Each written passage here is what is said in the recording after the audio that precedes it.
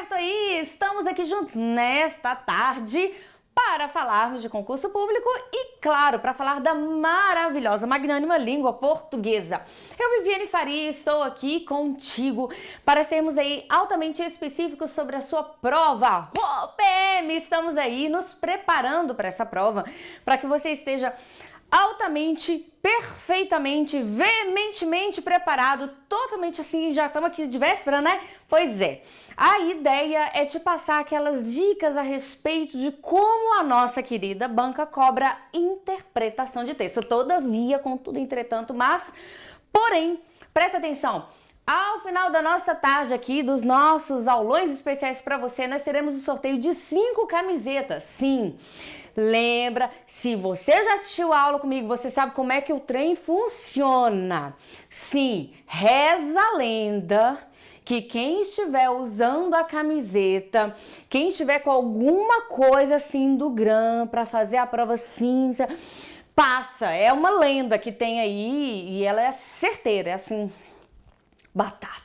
Então, para fazer valer essa lenda, nós estamos aqui juntos aí para poder te acompanhar, te preparar, te deixar assim em ponto de bala para que você obtenha a sua aprovação. Então, vamos entender um pouquinho como funciona a parte de interpretação de texto. E aí, eu já começo te colocando na cara do gol. Vamos ao que interessa? Vai para o slide aí. Aí nós temos, então, estamos nos preparando por meio da, claro, né, será elaborada pela Banca Examinadora FADESP, a nossa prova da PM, da parte de interpretação de texto. O que a Viviane tem para colocar para você? Vamos lá. Crônica. Por que nós vamos falar de crônica? Presta atenção. A crônica é uma forma textual no estilo de narração que tem por base fatos que acontecem em nosso cotidiano. Por esse motivo, é uma leitura agradável, pois o leitor interage com os acontecimentos e, por muitas vezes, identifica-se com as ações tomadas pelos personagens. Muito bem, dá uma olhada aqui, volta aqui para mim, presta atenção. Como é que funciona?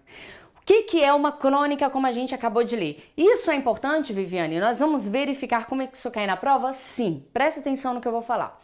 Estamos falando de uma banca examinadora que não é que ela gosta de crônica, ela adora crônica. É apaixonado por crônica. Peraí, Viviane, eu já assisti outras aulas suas, eu já vi você falando que banca examinadora tal gosta de... É verdade, a crônica é um tipo de texto que ele é de predileção da maioria das bancas examinadoras de prova de concurso público. Isso é verdade, porque a crônica é um texto curto. É um texto curto e um texto inteligente. É um texto que muitas das vezes traz também uma parte de argumentação. Então, tudo isso é interessante para um examinador. Quando ele quer avaliar sua interpretação, quando ele quer saber se você consegue identificar, verificar aí essa parte de argumentação e etc. Então, por isso que é um texto interessante. Por ser um texto curto, ele pode ser colocado numa prova começo, meio e fim. Então, você acompanha o texto como um todo. Uma dificuldade que se tem, por exemplo, quando o examinador vai optar por colocar um romance. O trecho de um texto mais longo, um romance, uma novela, enfim, um texto mais longo. Então, ele tem que pegar só um excerto. E esse excerto ali, daquele excerto, um conto, que acontece também, tá? Tem banca examinadora que gosta de colocar excerto de conto. Então, eles colocam ali um trecho, um pedacinho, e daquele pedacinho eles vão subtrair a sua interpretação e assim por diante. Então, essa é a vantagem da crônica. É considerado um texto muito inteligente. É um texto que te leva a uma reflexão subjetiva e muitas vezes tem uma jogada de argumentação. E como ali foi colocado, um texto agradável, ele é gostoso de ler. Eu, Viviane, particularmente sou apaixonada por crônicas, não só por ler, mas também por escrever. Então, e nós estamos falando de uma banca examinadora que gosta demais. Na parte de interpretação de texto e também de gramática, que é claro, eu tô aqui para falar de interpretação, mas na parte de interpretação e gramática, essa banca coloca, assim, na maioria gritante das vezes, uma crônica e dali ela tira as questões, tanto da parte interpretativa quanto da parte de gramática, perfeito? Mas, importante nós continuarmos verificando aí as anotações que estamos fazendo para você estar bem preparado. Voltei para o slide, então. Enquanto você lê o que eu vou elencar, eu só vou estar pedindo ajuda aqui, eu queria pedir para o pessoal colocar um arzinho, ou melhorar aqui o arzinho do nosso estúdio que tá quente. Muito bem, então elencando aqui para você, O que nós temos a respeito da crônica?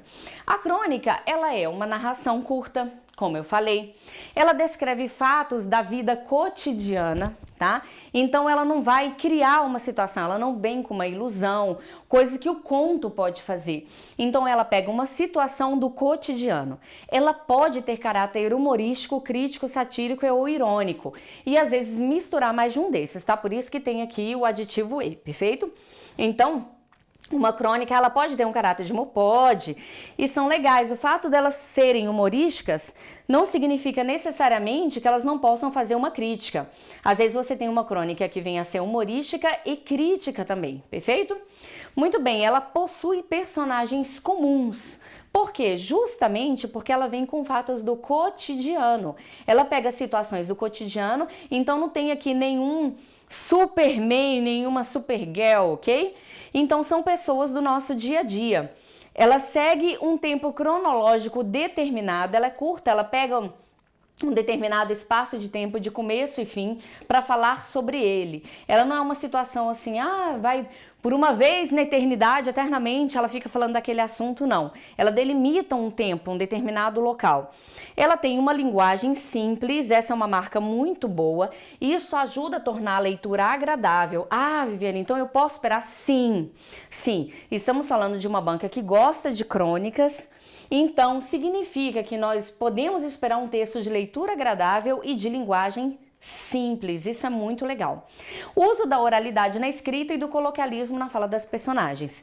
Isso daqui não é regra, mas acontece demais. Como a crônica é um texto do cotidiano e por utilizar um vocabulário simples, ela também pode fazer o uso da oralidade e do coloquialismo. Então, não se assuste se isso acontecer. Dá uma olhada aqui. Anotou essas observações? É muito importante você se lembrar que isso é marca de crônica. Por quê?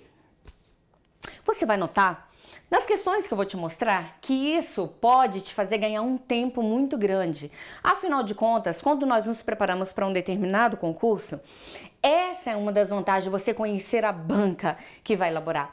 Por quê? Porque você já vai preparado para aquilo que ela pode vir a te cobrar. Por isso que é tão importante. Então, sabendo que estamos falando de uma banca que gosta tanto de crônica, mas assim, gosta muito mesmo de verdade.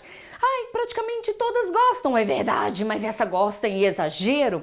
Então nós já podemos esperar, saber aí que é uma chance enorme, muito grande e exagerada de ter uma crônica aí começando a sua prova, tá certo? Então lembrando disso, você vai ter um texto agradável, etc. Mas, como eu te falei, pode ter uma jogada argumentativa. Por quê? Anota isso aí no coração que eu vou te falar agora. Quando nós falamos de uma crônica, nós temos aí uma análise subjetiva da realidade. Como funciona? É assim, a crônica, o cronista, ele pega uma situação do dia a dia, do cotidiano, um fato, um acontecimento, uma coisa que aconteceu com ele, com um amigo, ou no país, ou algo que aconteceu por aí. E aí ele faz uma reflexão sobre isso. É uma reflexão subjetiva, ou seja, ele coloca o ponto de vista dele cronista, ele deixa aberto. É um texto escrito em primeira pessoa, ele tá ali colocando, dizendo que foi com ele que aconteceu, com um amigo dele, foi com o vizinho, foi ali do outro lado do país, enfim, ele deixa claro e vai colocando e tecendo a reflexão dele a respeito daquele assunto. Por isso que a crônica é interessante. Nessa reflexão, ele pode e faz muitas vezes uma jogada argumentativa bem sutil, bem subjetiva, mas para tentar te convencer da reflexão que ele está fazendo. Por isso que é um texto, no mínimo, interessante de se ler, principalmente quando se trata de determinados assuntos, que fica bem legal, não é verdade? Pois bem, então isso daí é crônica. O que nós vamos fazer agora? Nós vamos avaliar algumas questões que foram justamente feitas, elaboradas, você vai ver que são questões extremamente recentes, praticamente garimpadas aí de ontem, né, elaboradas por essa banca examinadora, que vem justamente avaliar esse tipo de texto. Então, qual o foco interpretativo que ela dá? Vamos aqui, interessa? Vai para o slide, então. Vamos começar aí apresentando para você. Aí começa o nosso texto, dê uma olhada nele. Vamos juntos? A ordem marcha, a imaginação dança. Recebi um presente de uma mulher que desconheço. Veio embrulhado em papel bonito. Abri. Era um quadrinho bordado a ponto de cruz. Está pendurado à minha frente. Nele está escrito: Deus abençoe esta bagunça. Não sei como ela adivinhou, pois ela não me conhecia e nunca havia entrado no meu escritório. Mas o fato é que ela adivinhou que as coisas que eu escrevia nasciam de uma grande bagunça. Faz tempo eu publiquei 2 livros com o nome de Quarto de Badulaques. Quartos de Badulaques eram quartos de bagunça, onde as coisas eram colocadas sem nenhuma ordem. Nos quartos de Badulaques, a imaginação voa solta. Eles eram a delícia das crianças. Quartos arrumados amarram a imaginação, cada coisa em seu lugar. Numa casa arrumada, cada coisa tem um lugar certo.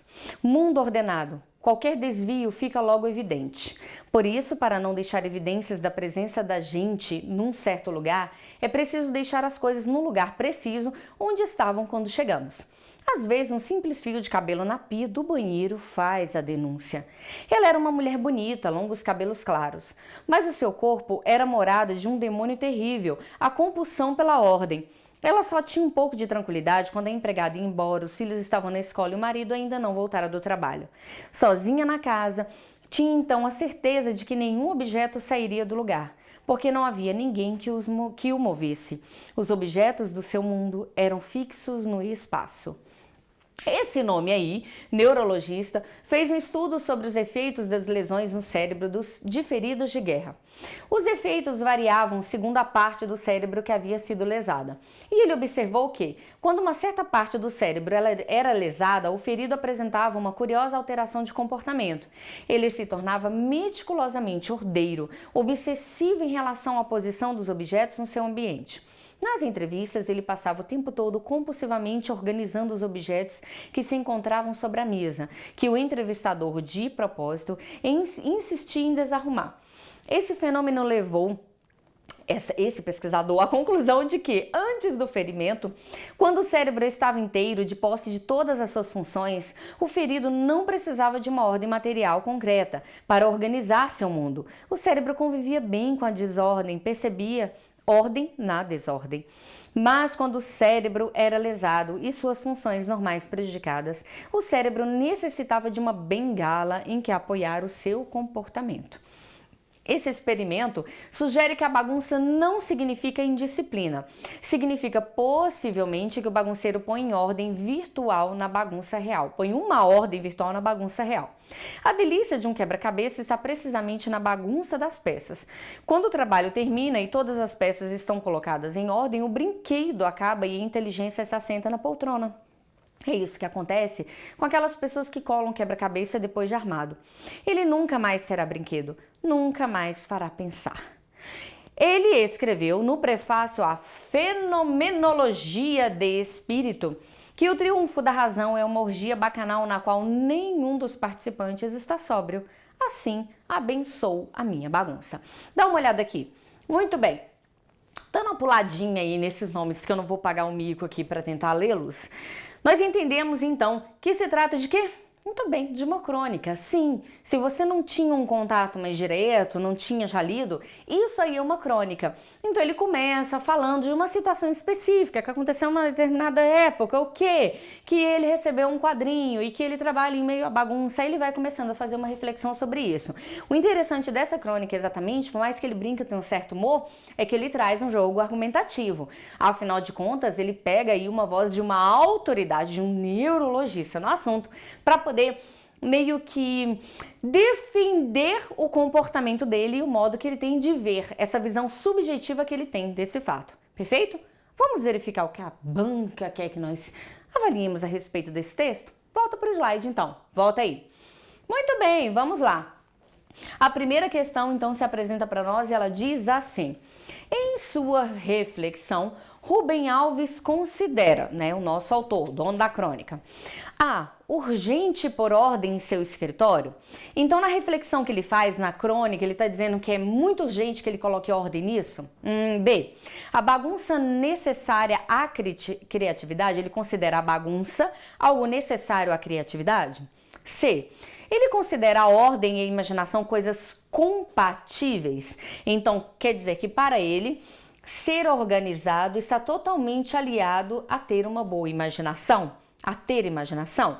Ou D, essencial manter cada coisa em um lugar preciso. Ele considera que seja essencial, seja importantíssimo, base da vida, manter as coisas em lugares necessários, precisos. Dá uma olhada aqui de novo. Aí você, para aí.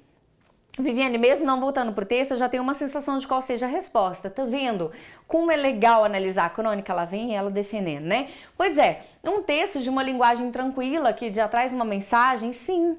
A gente já tem uma ideia de qual seja a resposta, mas nós vamos conferir isso no texto, perfeito? Volta aí para o slide então, façamos isso. Pois bem, voltando aí à parte do texto que nos interessa, nós podemos notar que logo no comecinho, ou seja, no segundo parágrafo, ele diz assim: quartos de badulaques eram quartos de bagunça, onde as coisas eram colocadas sem nenhuma ordem. Nos quartos de badulaques, a imaginação voa solta. Eles eram a delícia das crianças. Quartos arrumados amarram a imaginação, cada coisa em seu lugar. Então, ele está dizendo dos quartos de bagunça, que na verdade eram a alegria das crianças e que a arrumação amarra a imaginação. Olha que interessante, o que a nossa questão está trazendo? Ele considera urgente pôr ordem em seu escritório? Não, na verdade ele termina dizendo o tanto que ele acha legal a bagunça dele.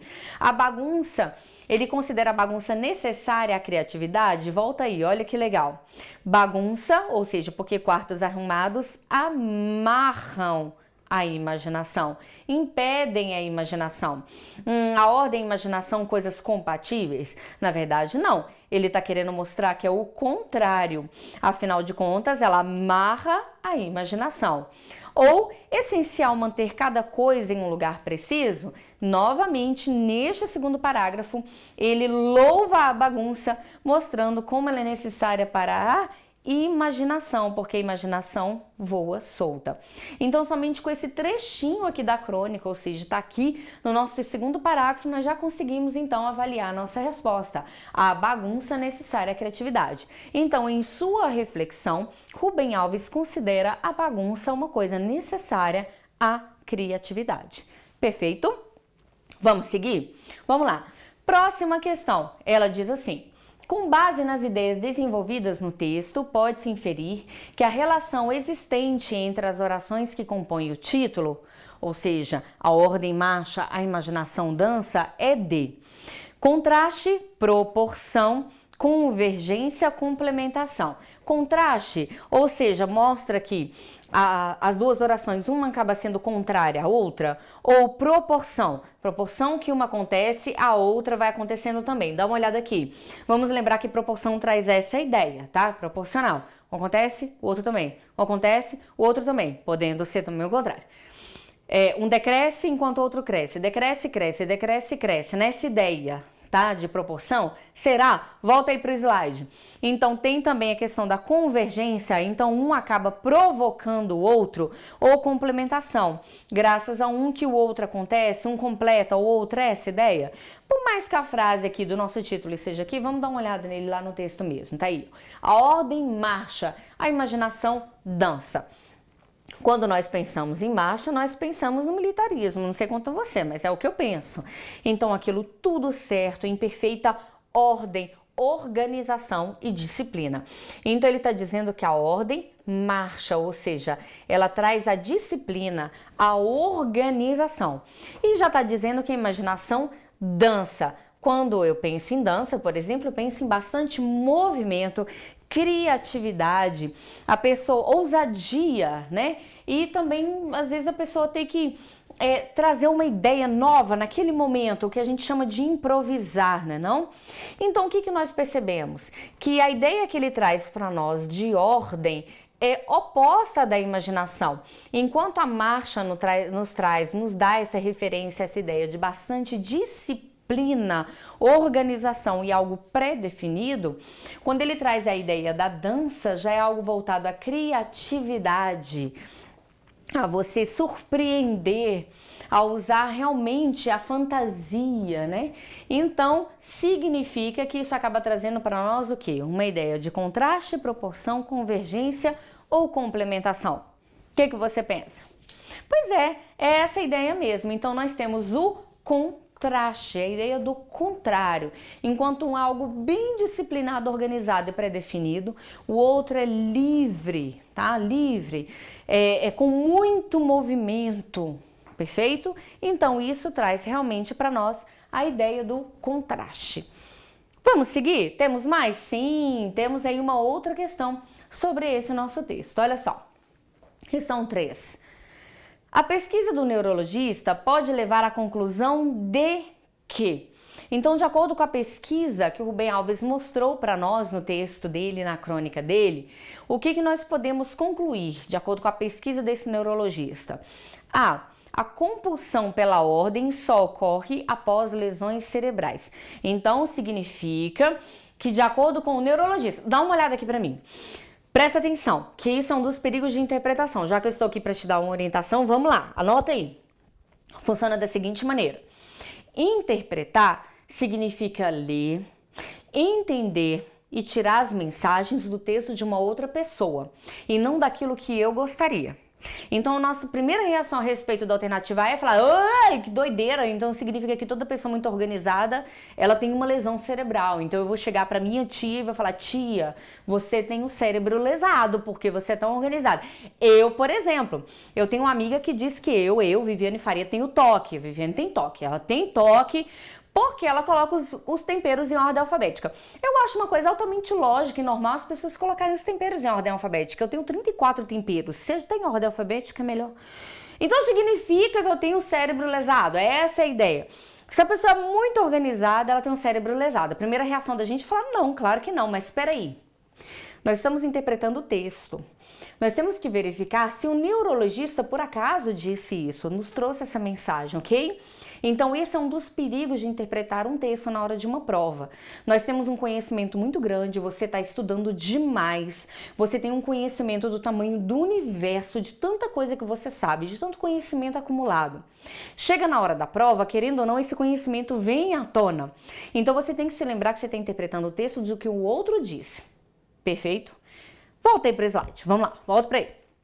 Então, A está dizendo, a compulsão pela ordem só ocorre após lesões cerebrais. Será que o pesquisador disse isso? Será que o neurologista de nome estranho disse isso? B, ele disse que as lesões no cérebro raramente provocam alterações de comportamento. Então, será que ele disse isso também? Que é raro uma pessoa ter alguma alteração de comportamento quando há alguma lesão no cérebro?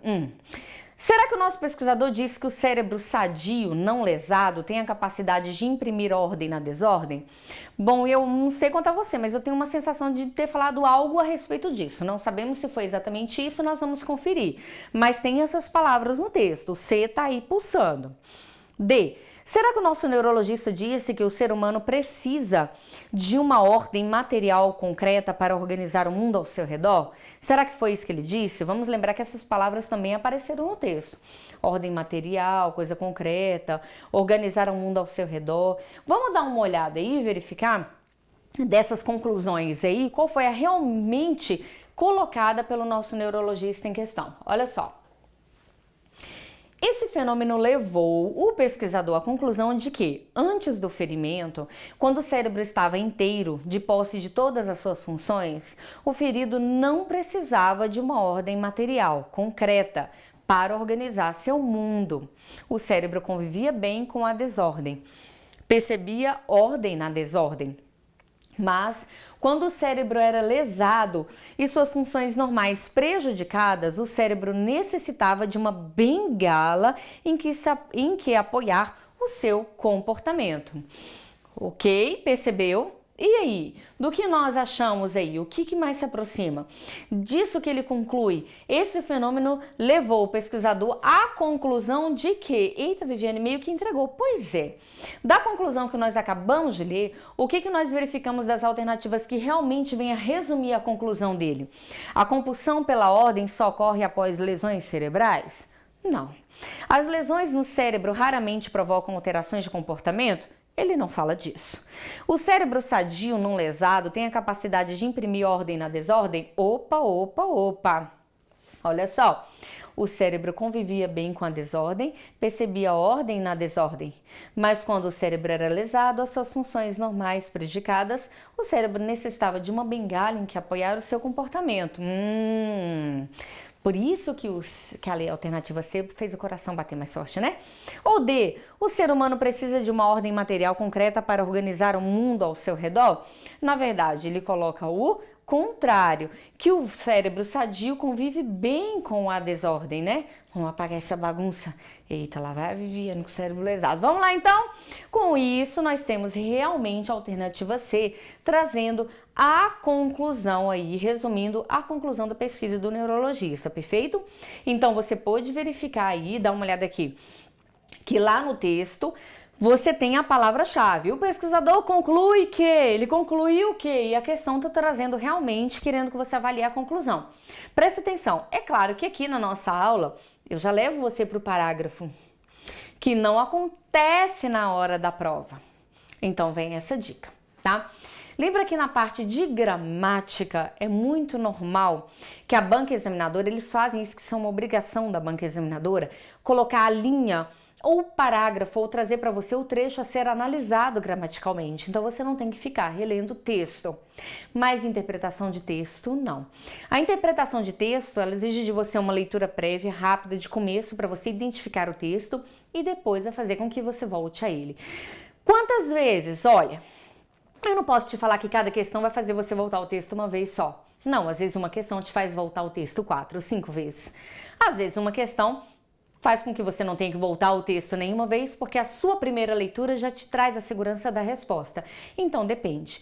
Você só precisa entender que numa prova de concurso não é igual na escola, que você vai ler o texto primeiro 5 vezes para depois começar a responder. Não. Você vai fazer aquela leitura de identificação e vai para as questões. Pelas questões você vai saber se você tem que voltar ao texto ou não. Um pouquinho diferente do que eu tô fazendo aqui com você, né? Porque eu acho que você não merece eu ficar relendo o texto inteiro agora, nesse momento de aula. Por isso que a gente já vai para o parágrafo certo. Perfeito, combinado? Temos mais uma questão. Volta aí para o slide, vamos a ela. Questão de número 4. No final do texto, o autor recorre à imagem do quebra-cabeças para. Olha que legal! Essa banca é muito legal, porque ela já te direciona. Ela já te mostra para onde você tem que ir. Na questão anterior, ele falava assim que o pesquisador conclui que, e já tem lá, ele chega à conclusão, né? Então, aqui já está te mostrando, presta atenção, ó, no final do texto, perfeito? Já sabemos que nós vamos achar a coisa lá no fim. Ele recorre à imagem do quebra-cabeças para destacar a importância das atividades lúdicas. Então ele mostra, ele volta lá para o quebra-cabeça para mostrar o tanto que é importante fazermos aí essas atividades, não importa a nossa idade. B, demonstrar que todo pensamento implica ordem. Então ele quer provar por meio do quebra-cabeça que todo o nosso pensamento precisa de uma ordem externa. C, ele quer, por meio do quebra-cabeça, ilustrar a ideia de que a ordem cristaliza o pensamento.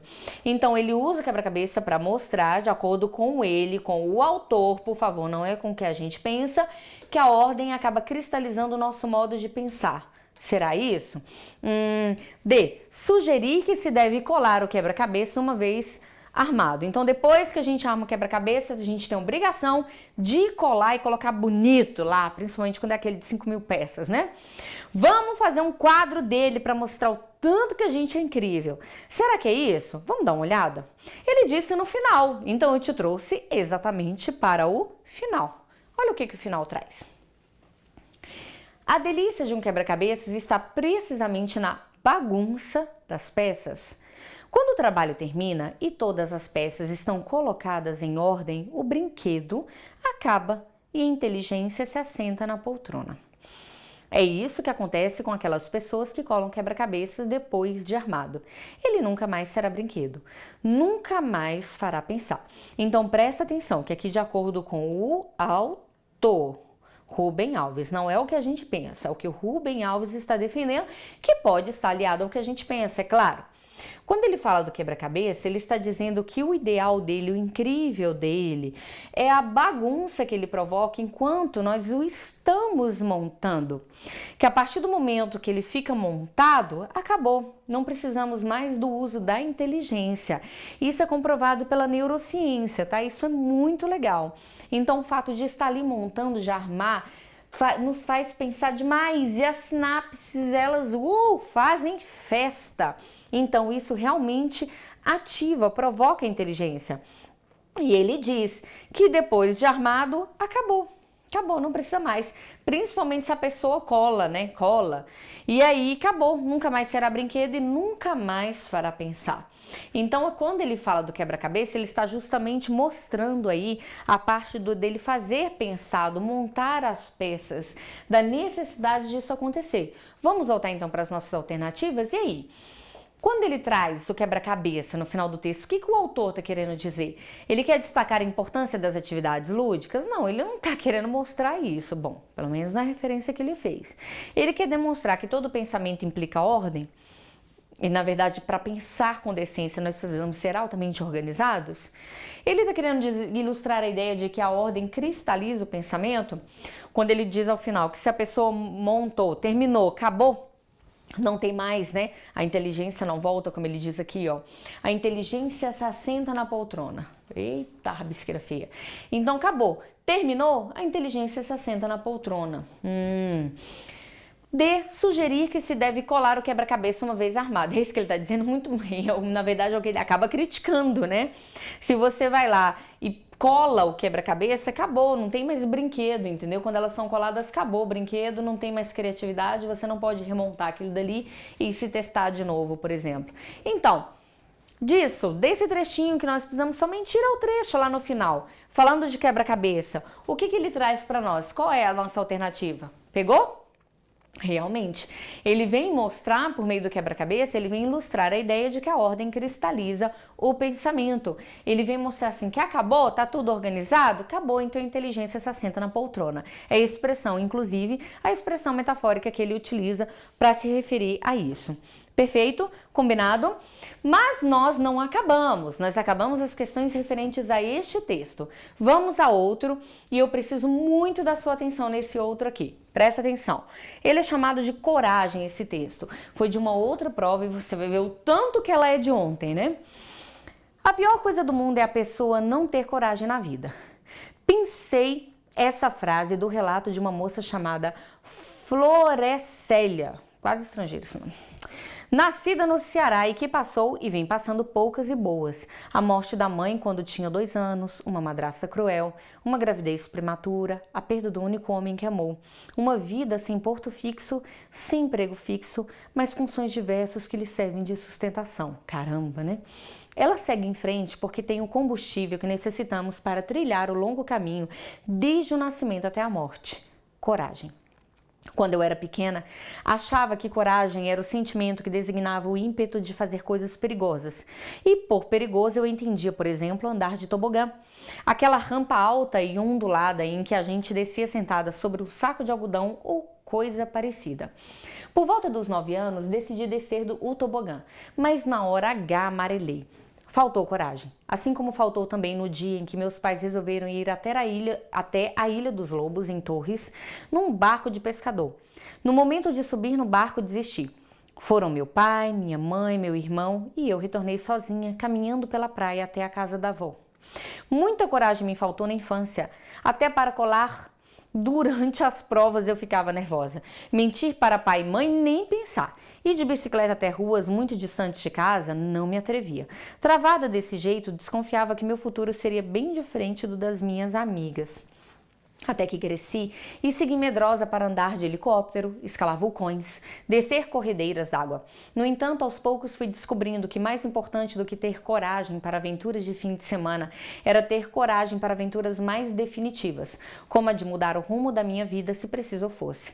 Enfrentar helicópteros, vulcões, corredeiras e tobogãs exige apenas que tenhamos um bom relacionamento com a adrenalina. Coragem mesmo é preciso para terminar um relacionamento, trocar de profissão, abandonar um país que não atende nossos anseios, dizer não para propostas lucrativas, porém vampirescas, optar por um caminho diferente do da boiada, confiar mais na intuição do que em estatísticas, arriscar-se a decepções para conhecer o que existe do outro lado da vida convencional. E, principalmente, coragem para enfrentar a própria solidão e descobrir o quanto ela fortalece o ser humano. Não subi no barco quando criança e não gosto de barcos até hoje. Vi minha família sair em expedição pelo mar e voltei sozinha pela praia, uma criança ainda, caminhando em meio ao povo, acreditando que era medrosa. Mas o que parecia medo era a coragem me dando as boas-vindas. me acompanhando naquele recuo solitário quando aprendi que toda escolha requer ousadia. Dá uma olhada aqui? Olha só o que acontece, presta atenção, muito legal, né? É por isso que eu gosto tanto de crônica, um texto que nos leva a bastante reflexão. Mas, se você já me acompanhou em outras aulas, sabe que eu sou professora de latim e eu simplesmente sou apaixonada por essa palavra. A palavra coragem, que vem do latim, cor, é coração. E ager, agir. Coragem significa agir com o coração. Na verdade, o coração era a representação da alma para o romano, então é agir com a alma. É quando você faz uma coisa mesmo tendo medo. Isso é muito interessante. Então, o corajoso não é aquele que não tem medo. O que não tem medo é o destemido, é o ousado. O corajoso é aquele que age com a alma mesmo tendo medo. Muito legal, né? Mas fica aí a mensagem para você. Precisar de muita coragem na sua vida, principalmente para a carreira que você está escolhendo. E nós precisamos do seu heroísmo, da sua coragem nela. Mas vamos ao que interessa. Acabamos de passar por que tipo de texto? Sim, uma crônica. Será que a Banca Fadesp gosta de crônica? Eu acho que eu ainda tô na dúvida. Gosta demais. E quer ver como é legal a gente conseguir identificar? Nós tivemos ali uma autora trazendo uma reflexão. Ela trouxe um fato do cotidiano de quando ela era criança. Ela achava que ela era medrosa, que ela não tinha coragem. Citou a respeito de uma moça que deixa qualquer um chinelinho. De tantas perdas, a moça ainda continua tendo coragem para sustentar os sonhos e seguir a vida. Então ela nos leva a essa reflexão subjetiva, colocando os argumentos dela e chega a uma conclusão também do que ela pensa a respeito disso. Vamos ver que questões a banca trouxe para nós? Volta para o slide, vamos a elas com muita coragem. Olha só, questão de número 1. Quanto ao gênero e ao tipo textual, o texto de Marta Medeiros pode ser classificado como um ou uma. Olha que coisa mais legal você já ter identificado isso de começo. Por quê? Presta atenção nisso aqui. Caramba, hein? Pois é. Vamos lá, a alternativa A diz assim, é um debate sobre a importância da coragem. Para ser um debate, ela tem que colocar vários pontos de vista. E quando é um debate, preste atenção, tem que aparecer aí vozes de autoridades no assunto. Autoridades no assunto significam aqueles que podem falar sobre aquele assunto.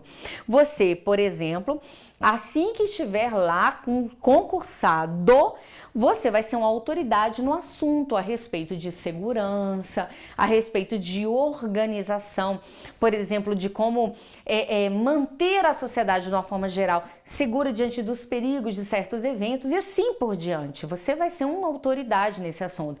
Então, autoridade não é somente o cientista que estudou aquele assunto, não. É uma pessoa que tem autonomia, que conhece profundamente sobre aquilo para falar a respeito. Então, para ser um debate, deveria aparecer isso não aconteceu. B, é uma tese sobre a relação entre coragem e aventura? Olha só. O que é uma tese? Dá uma olhada aqui. A tese, ela geralmente aparece em textos dissertativos, mas Viviane, você disse que a crônica pode trazer argumentação, então ela pode trazer uma tese? Pode. Só que a tese, ela tem que mostrar de forma aprofundada, por meio de vários argumentos, o que seria uma diferença entre uma coragem e uma aventura. E o texto não está fazendo isso. Perfeito? Combinado?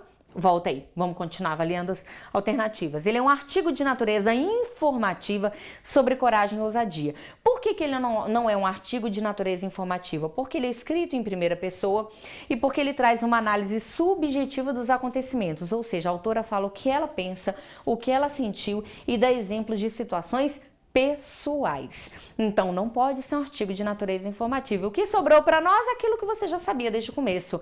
É uma crônica em que os fatos relatados servem a uma argumentação.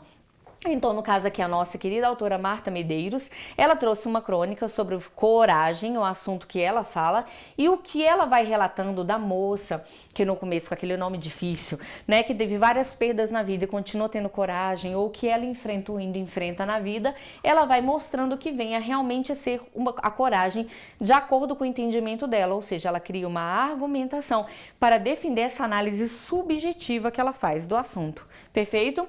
Então, por essa razão, nós sabemos que a nossa resposta vem a ser a alternativa D, a crônica, e exatamente a crônica que a banca gosta tanto.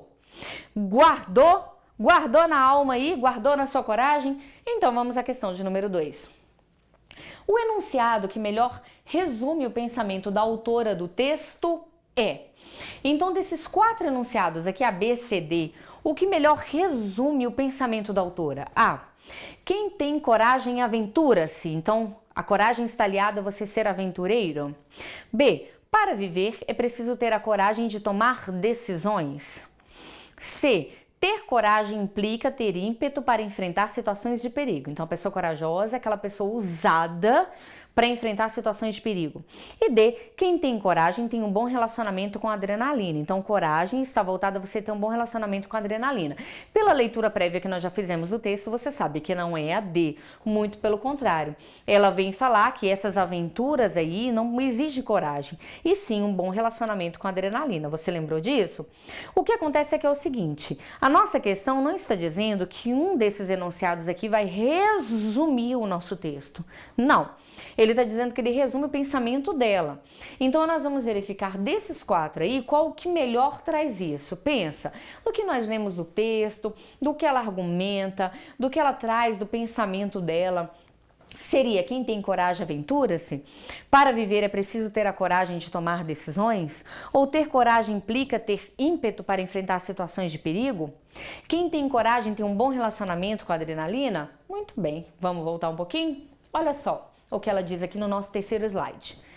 Coragem mesmo é preciso para terminar um relacionamento, trocar de profissão, abandonar um país que não atende nossos anseios, dizer não para propostas lucrativas, porém vampirescas, optar por um caminho diferente do da boiada, confiar mais na intuição do que em estatísticas, arriscar-se a decepções para conhecer o que existe do outro lado da vida convencional e, principalmente, coragem para enfrentar a própria solidão e descobrir o quanto ela fortalece o ser humano.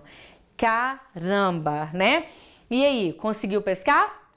Olha só o que ela diz no finalzinho. Mas o que parecia medo era a coragem me dando as boas-vindas, me acompanhando naquele recuo solitário, quando aprendi que toda escolha requer ousadia. Então, por meio desses trechos aí do texto dela, o que você consegue verificar que melhor resume o pensamento da autora do texto? Quem tem coragem aventura, se é isso que ela está falando? Não, ela mostra que a aventura é um bom relacionamento com a adrenalina, como a alternativa D deveria colocar, né? Que a D diz que quem tem coragem tem um bom relacionamento com a adrenalina, e não é isso. É a questão de gostar de aventura. A B ficou, para viver é preciso ter a coragem de tomar decisões? Acabamos de ler isso. E C, ter coragem implica ter ímpeto para enfrentar situações de perigo? Novamente, o ímpeto para enfrentar situações de perigo, ela mostra que não está aliado à coragem, e sim, de acordo com a autora, a aventuras e a adrenalina. Por essa razão, temos realmente a nossa resposta sendo a opção B, a que melhor define, a que melhor resume o pensamento que Marta Medeiros traz para nós nessa crônica. Ok? Vamos a mais uma? Vamos lá? Vamos a uma questão um pouquinho maior. Olha como a banca pode trazer para nós. Questão de número 3.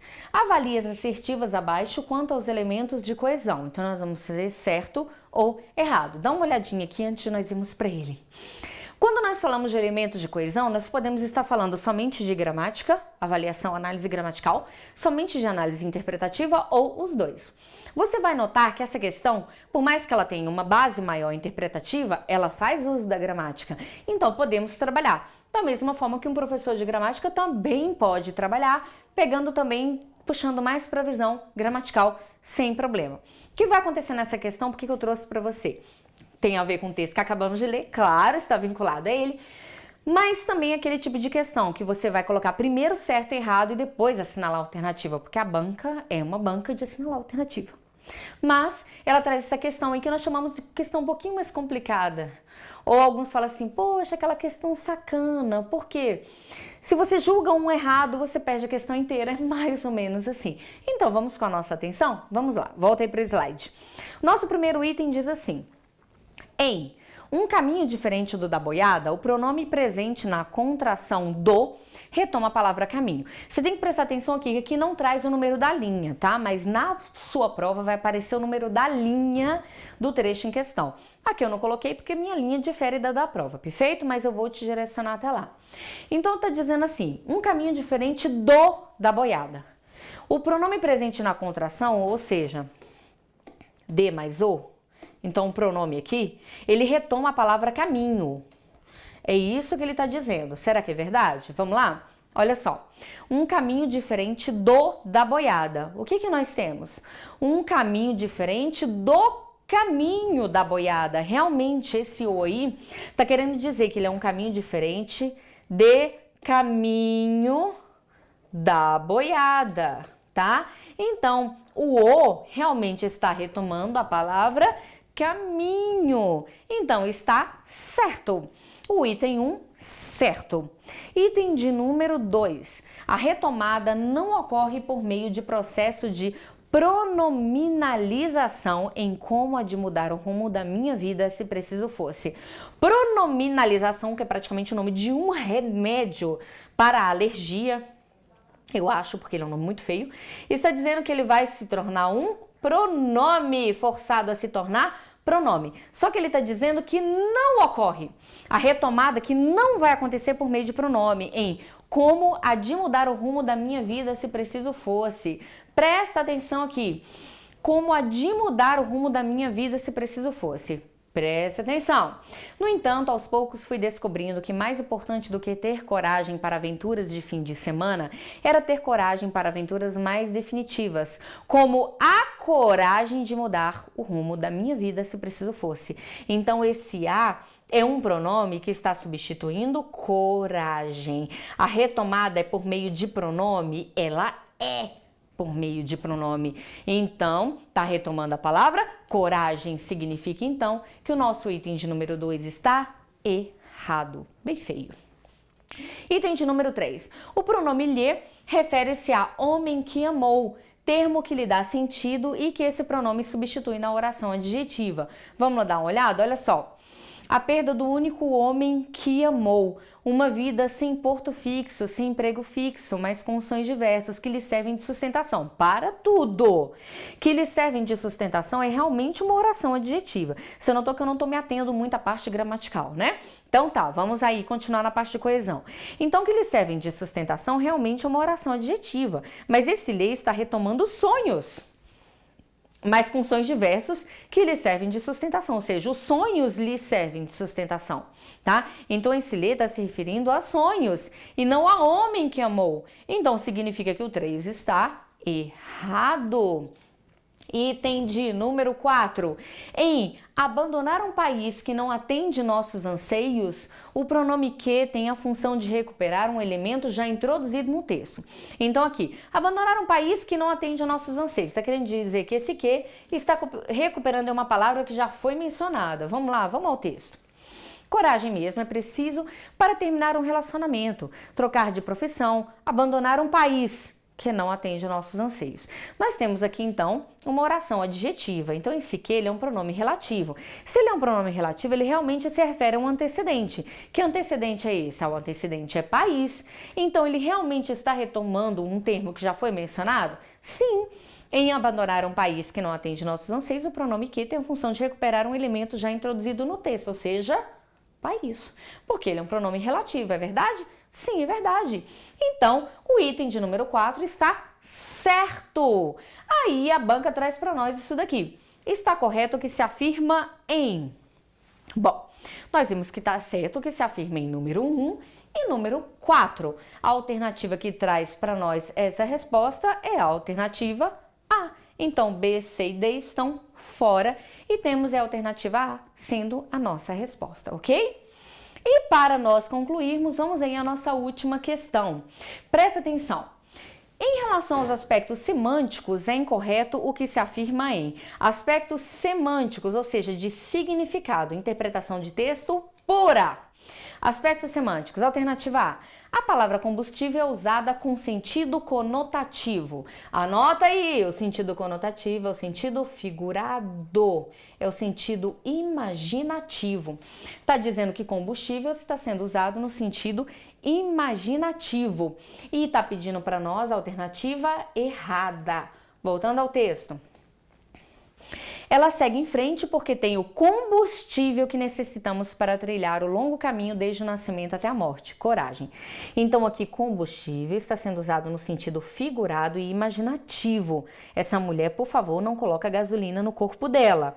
Então é no sentido figurado, realmente é no sentido conotativo. Como aqui a alternativa está dizendo que é no sentido conotativo, então o que a alternativa está dizendo está certo. Como nós estamos procurando incorreta, ela não é a nossa resposta. Perfeito?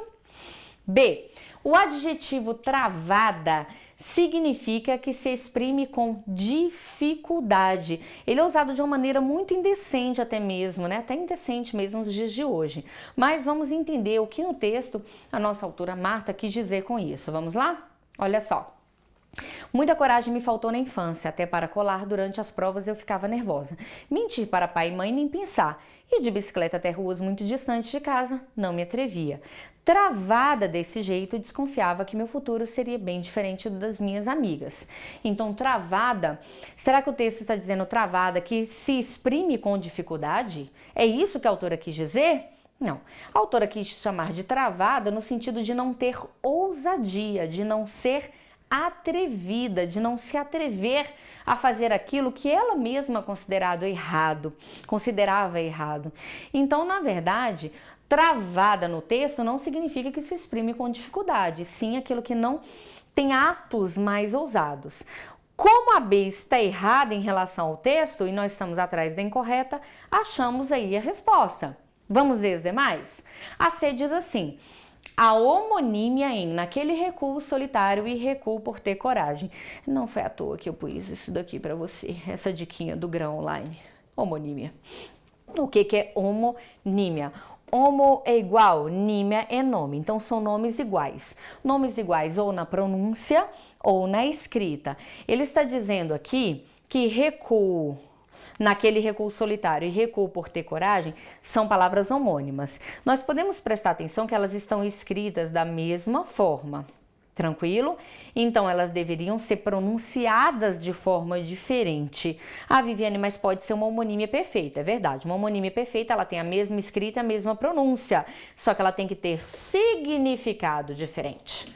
Vamos ver o que o texto traz? Olha só. Mas o que parecia medo era a coragem me dando as boas-vindas, me acompanhando naquele recuo solitário, ou seja, voltar atrás, como se fosse dar ré. É um voltar atrás solitário.